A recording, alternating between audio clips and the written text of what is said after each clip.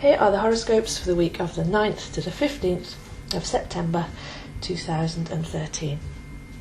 We begin the week with Mercury moving into Libra. Mercury shows us by its very symbol where we tune in to thought forms and manifest them through communication and action into the material plane.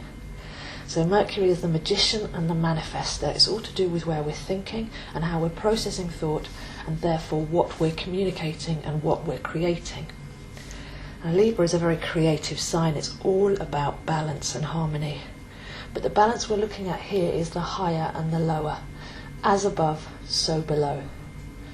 So with Mercury moving into Libra, we have a couple of weeks where we can actually watch where our thoughts are being pulled down from and raise the level. What we're creating around us will show us what we're thinking and what we're tuning into. So if you're seeing chaos and discord around, then have a look at how you're thinking and what level you're on with your thoughts, and see if you can rise that up to the soul level, the cosmic level, the eternal truths, because that coherence is what Mercury in Libra will be asking us to look at. So as above, so below. We have cosmic order. Everything is in order. It's just that we get in the way with our personality, our identity, our story, and the chattering mind. The stories that we've built up around ourselves and then take seriously and make real and create from are self-perpetuating. But we can break that cycle once we realise that we're actually not these small people running around helplessly on a planet. We're actually divine eternal souls, and we came here to realise that and to become our higher selves, our inner selves, our aligned, truthful selves. So the beautiful creativity and balance and harmony and equality and justice and perspective of Libra will be a great home for Mercury the magician to operate in. So as above, so below.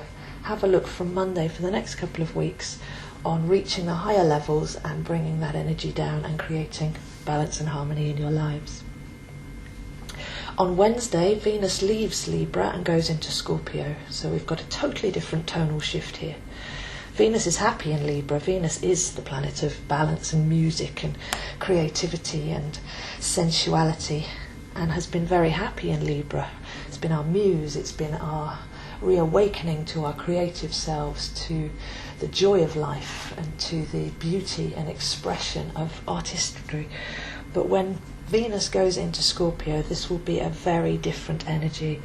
We're dealing in Scorpio with the alchemical journey of dying to the old to be risen up and reborn to the new.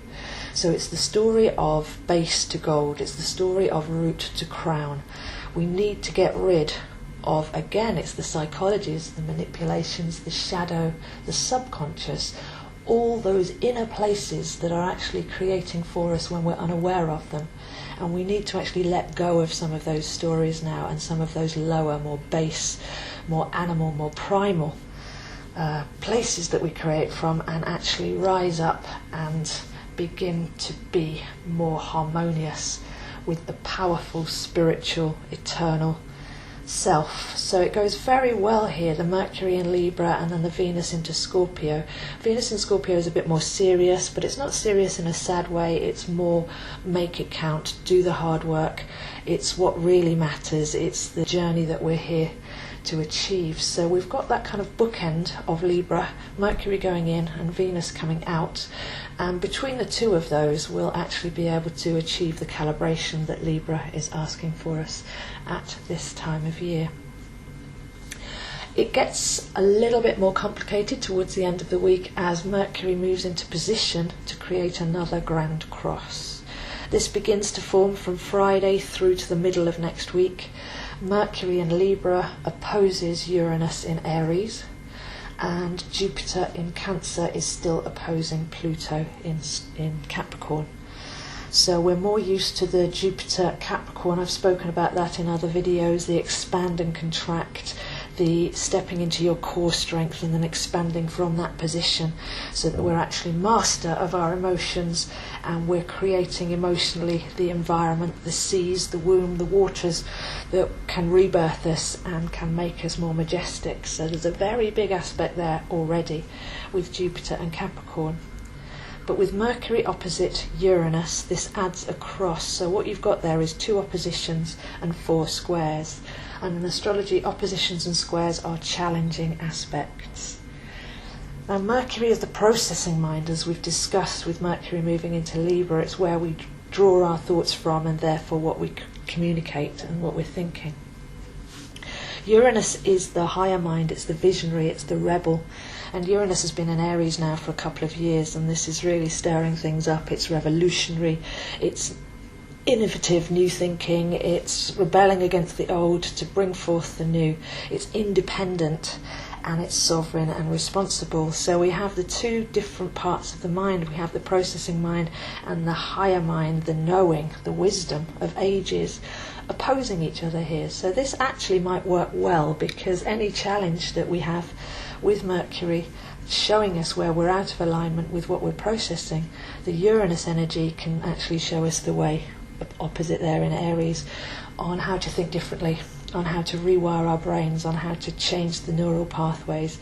And sometimes we need to be a bit rebellious with this. We need to actually just do different. We need to think of the impossible and see if it's actually improbable rather than impossible.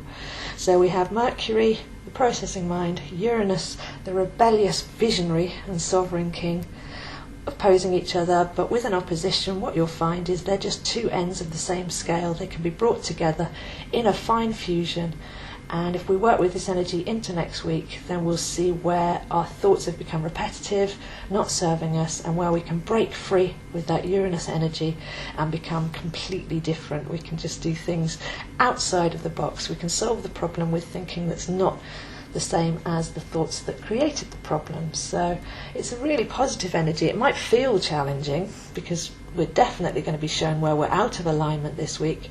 But if you work with it, you're patient with yourself, you're gentle with yourself, and you see everything that's happening as a lesson. What's the message here? What am I learning? Rather than poor me, the universe is having a go at me.